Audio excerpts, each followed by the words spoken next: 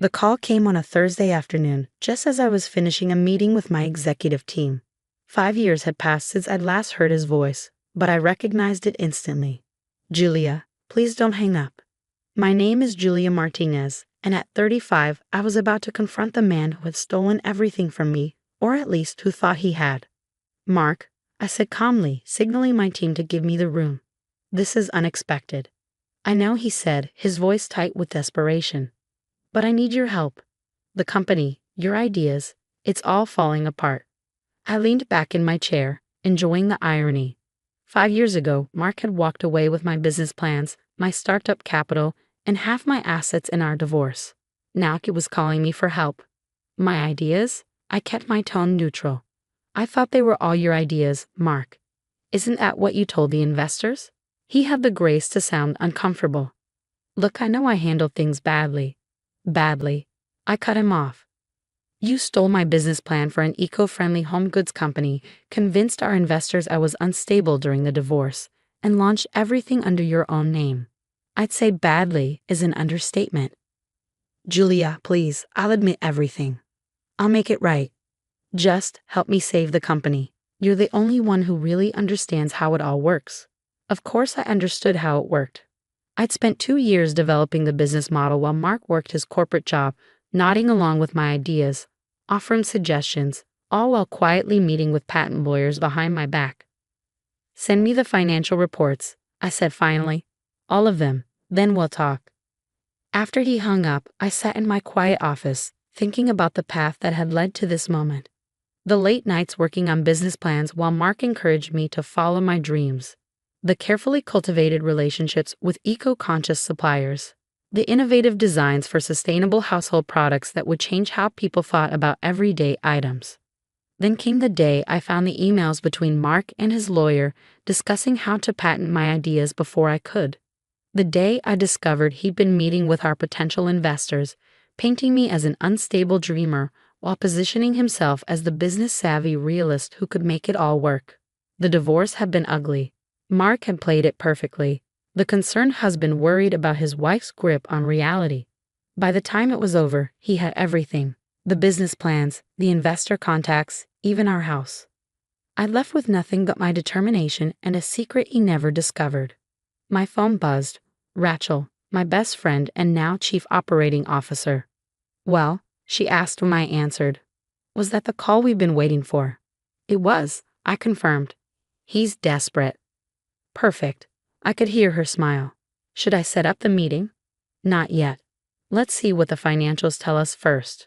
Rachel had been there through everything. The discovery of Mark's betrayal, the divorce, and most importantly, the planning that followed. She knew what this moment meant. The financial reports arrived an hour later. I spread them across my desk, but I already knew what they would show. After all, I've been watching Mark's company, Davidson Eco Homes, very carefully for the past 5 years. I'd seen him take my careful, sustainable business model and push it too far, too fast. He'd expanded recklessly, compromising on the eco-friendly materials I'd sourced to cut costs. The products looked good but weren't built to last. The opposite of everything I'd envisioned. Now it was all catching up with him. Customer complaints were mounting, retailers were returning defective merchandise. The carefully crafted image of sustainability was cracking, revealing the profit-driven reality underneath. My phone rang again. Sarah Chen, my lawyer. I saw Davidson Eco's latest quarterly report, she said without preamble. Their stock is tanking. Is it time? Almost, I replied. Mark just called asking for help. Perfect timing. The paperwork is ready whenever you are. I smiled, thinking about the documents sitting in my safe. The ones Mark never knew about because he'd been too busy stealing my obvious ideas to look for the deeper ones. Give me a week, I said. I want to see him squirm first. After hanging up, I walked to the window of my office, my real office, not the small space I'd kept as a decoy these past 5 years. 40 stories up, with a view of Seattle's skyline that Mark would have killed for. He had no idea what I'd been building while he played with his stolen company. No idea that the small consulting firm he thought I was running was just a front for something much bigger. Rachel appeared in my doorway. The team's ready for your update. I nodded, gathering my thoughts. My real team. the one that had been working in secret while Mark built his house of cards. They were waiting in the conference room: Rachel, my COO, Michael, my chief of product development, Lisa, my head of sustainable supply chain, and a dozen others. All people who believed in my original vision and had been willing to work in the shadows until the time was right. Mark called, I announced, taking my place at the head of the table. Davidson Eco is failing, just as we predicted. Their key 3 numbers are worse than we expected, Michael added, pulling up a spreadsheet. Quality control issues, supply chain problems, customer complaints, it's all falling apart faster than projected. I nodded. Which means we need to accelerate our timeline. Is everything ready? Lisa spoke up. Our factories are fully operational. The first production run of actual eco-friendly products is complete. Marketing materials are ready to go. We just need your word. And the trademark issue? I asked, looking at our legal counsel. All clear, James confirmed. We own the rights to everything they don't even know exists yet. This was what Mark had missed in his rush to steal my obvious ideas. Yes, he'd taken my initial business plan, my designs for basic eco-friendly household items. But he hadn't known about the real innovations. The ones I'd kept separate, developed in secret even while we were married. What about the investors? Rachel asked. Are they still on board? Even more so now that Davidson's stock is dropping, I confirmed. They've seen the problems with his approach and they're ready for something authentic. The meeting continued as we refined our plans. 5 years of preparation was about to pay off, but timing would be crucial. Later that evening, as I reviewed Mark's financial reports, my phone buzzed with a text from him. Have you looked at the numbers? When can we meet? I took my time responding, making him wait just like he'd made me wait 5 years ago when he was stealing my dreams. Finally, I typed, tomorrow, your office, 10 a.m. His reply came instantly. Thank you, Julia. You won't regret this. Oh, but he would regret it. He just didn't know it yet. That night, I pulled out my old journals, the ones where I first sketched my business ideas. Mark had stolen the surface plans, the obvious concepts, but he'd missed the real innovation hidden in those pages, the technology that would revolutionize how sustainable products were made. While he'd been building a company based on marketing and appearances, I'd been developing something real, something that would make his stolen ideas look like child's play. Rachel called as I was getting ready for bed. Are you sure you want to meet him at his office? She asked. We could do this on our turf. No, I said, thinking about the expensive office Mark had built with my stolen ideas. I want to see his face when it all falls apart in his own territory. Just be careful, she warned. He manipulated you once. That was a different me, I reminded her. He has no idea who he's dealing with now. After we hung up, I stood in front of my closet, selecting my armor for tomorrow's battle. Not the conservative business suits I'd worn when playing the role of small-time consultant. Tomorrow called for something else, something that showed exactly who I'd become. I chose a dress in deep red, the color of power and warning. Let him see what he'd underestimated. Let him remember this moment. My phone buzzed one last time, a message from Sarah. Final paperwork is ready. Are you sure you want to do it this way? I thought about Mark's voice on the phone, the desperation he couldn't quite hide. Thought about the years I'd spent rebuilding while he played with my stolen ideas like a child with a new toy. Unsure, I replied. It's time he learned what it feels like to lose everything. Tomorrow would change everything. Mark thought he was asking for help saving his company. He had no idea he was walking right into the trap I'd spent 5 years preparing. Sometimes revenge isn't about destroying someone. Sometimes it's about letting them destroy themselves while you build something better from the ashes they left behind. Mark's office was exactly what I expected, all glass and chrome, designed to impress rather than inspire. The reception area featured a wall of awards and press coverage, most praising his innovative approach to sustainable living. I smiled, noting the signs of cost-cutting even here. The plants were plastic, not the living walls specified in my original designs. The furniture was fox leather rather than the sustainable materials I'd sourced. Ms. Martinez? His new assistant looked nervous. Mr. Davidson will see you now. I followed her through the open workspace, aware of the whispers and stares. Most of these employees probably knew me only as the unstable ex-wife Mark had described during the divorce. Mark stood as I entered his office, and I saw the years hadn't been entirely kind to him. His hair was grayer, his face more lined. Success, it seemed, had come with a price. "Julia," he said, coming around his desk. "Thank you for coming. You look great." "Let's keep this professional," I said, taking his seat before he could attempt a hug or handshake. "Show me what's going wrong." For the next hour, he laid out the company's problems.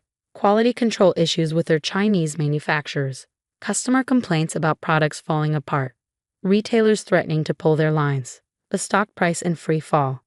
"We've tried everything," he said, running a hand through his hair. "New suppliers, better quality control, marketing campaigns to rebuild trust. Nothing's working."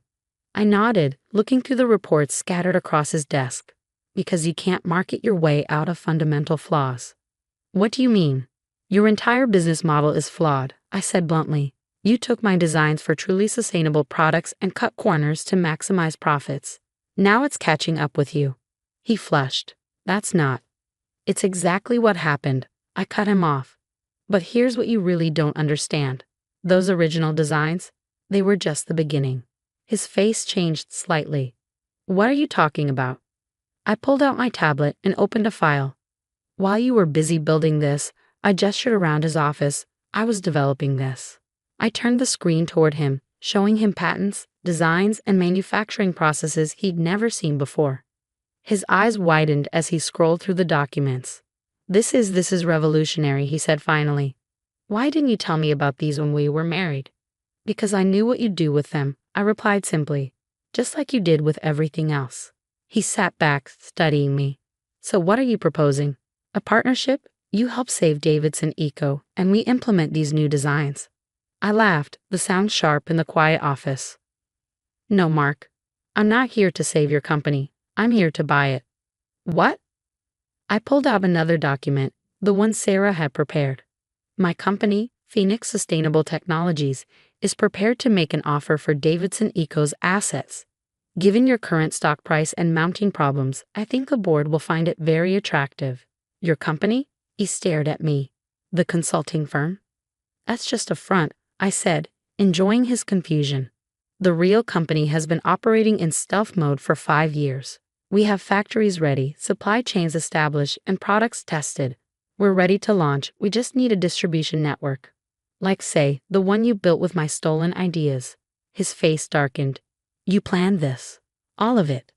"I learned from the best," I replied coolly. "You taught me how to play the long game, remember?" He stood abruptly, pacing behind his desk. "The board won't agree. They'll never sell to you." "Actually," I said, pulling out my phone, "they already have." I showed him the email that had arrived this morning, confirmation from the board that they had reviewed my offer and wanted to proceed with due diligence. "How?" he demanded. "When?"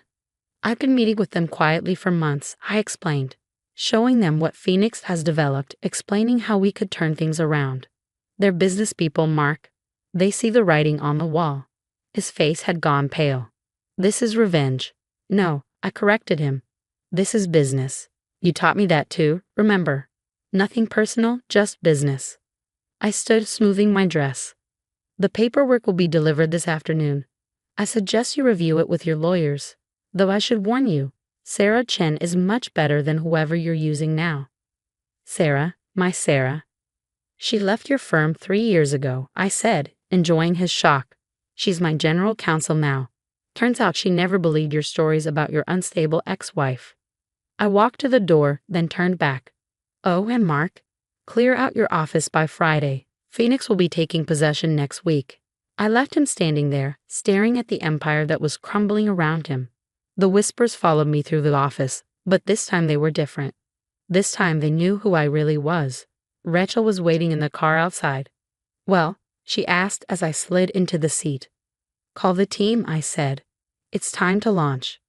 The next week was a whirlwind of activity. The acquisition moved quickly.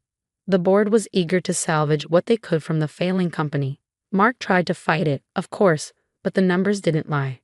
Phoenix's offer was the only thing that would save their investment. The day we took possession of Davidson Eco's offices, I walked in with my real team. The employees gathered nervously, uncertain about their futures.